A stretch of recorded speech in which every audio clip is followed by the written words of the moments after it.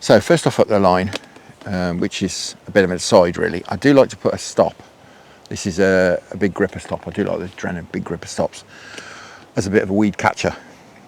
The weed's coming down, that'll catch the weed, stop it going down to the feeder, or until it's overloaded anyway. Now next down on the main line, I should say, I have a large run ring. I mean, lots of companies do these. This is a korum one. Comes in their sort of run ring kit or bolt and run kit, as does the next item on the line, which is a tulip bead. Now you can use the one out of the run ring kit, or I've got some others here. That just buffers the main line from the weight of the feeder. That's basically what that's for. And obviously to stop it riding up over the hook link. Now next on the line, under that tulip bead, and there's one a bit further down here, I have a couple of big gripper stops. As I say, there's one sat underneath there, and there's one just below it, as you can see. I find two's enough just to hold that in place. And what we can do, this makes this very, very adjustable. What we can do, always wet the line a bit, is we can move the position of the feeder up the line, so we can fish with as long a hook length as we want without messing about with the actual hook link. Or we can bring it right down, and if we want to fish the method, I will change over to a slightly different hook link, a uncoated braid hook link. We'll have a nice short one, I'll show you that in a minute.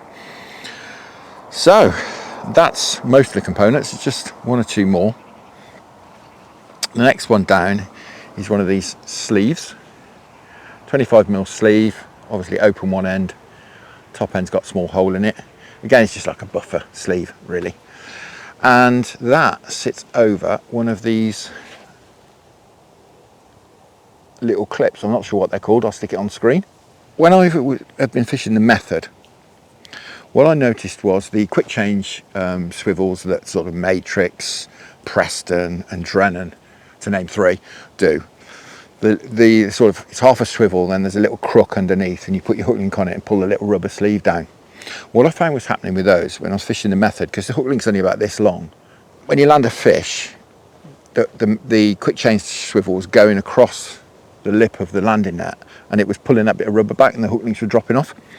So not wanting to obviously leave them all over the place, I decided to come up with something slightly more permanent. So I've come up with that. Holds the hook link on wonderfully. Now feeders wise, for the method, what I tend to go with these days are the Avid ones. This one here,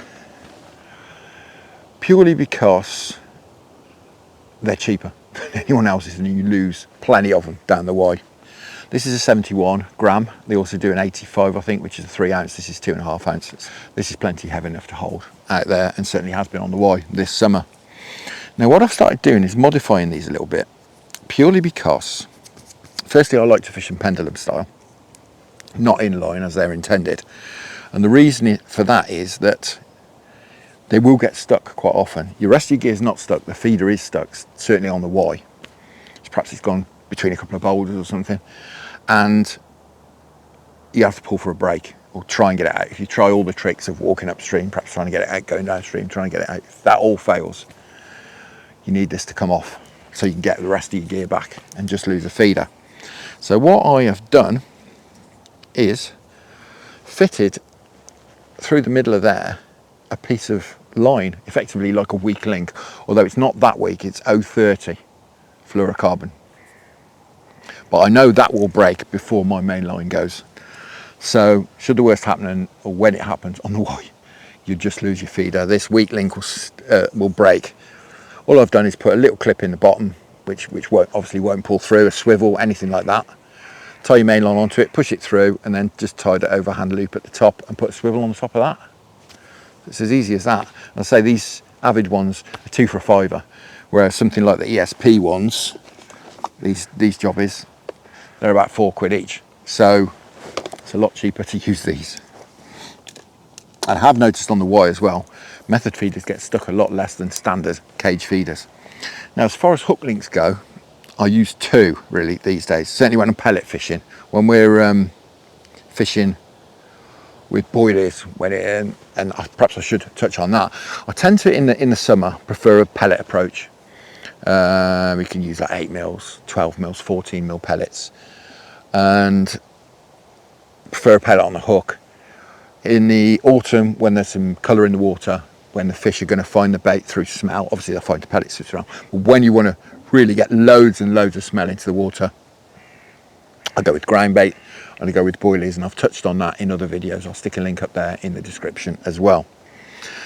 So slightly different hook links for this setup. What I've got here, what I like to use is, if you can, is a coated braid. I say if you can, some places ban braid. I like a coated braid. This is N-Trap Soft by Korda. Now on the end of there, I have got a size 12 Korda curved shank hook. Do love these curved shanks. I've never had a barbel fall off on these.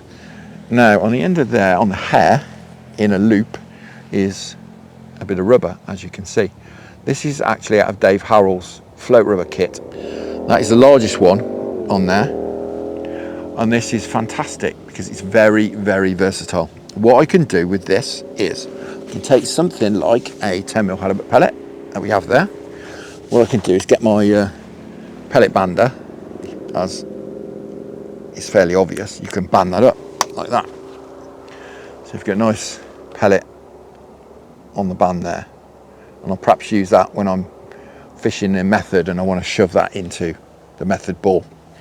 Now this is very versatile because what I can do is get something like a 14mm source pellet, as I've got on here, on this little crook tool. I can stick that through the band and pull that through. Simple as that. Now that will stay on as is without a problem at all. If you fancy it, you can put a boilie stop or something through the bottom end, or use a bit of stick or a bit of grass just to stop that coming off. So it's very, very versatile, this setup. As I say, that's my non-method hook link. Only needs to be about a foot long. Then we're up onto the main line and we can slide that feeder up as far as we want. Now my method hook links, again, all my hook links are tied up, kept in one of these boxes, tie them all up at home. Exactly the same, except they're tied up from, this is actually called a loop braid. I do like Korda stuff. The advantage of this is the flexibility, because what we're going to do is we're going to get that pellet that's on the band, again exactly the same setup at the end. We're going to get that pellet and shove it into the method feeder proper, so we're not like that flexibility, so it's not constantly trying to pull itself out. It's not like a spring. And as I say, that's exactly the same, and it's just long enough that when we have a method feeder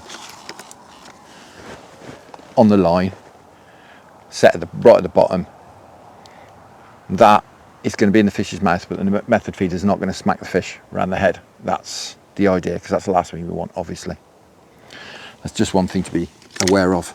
So that is my current river and sort of method and non-method fishing setup.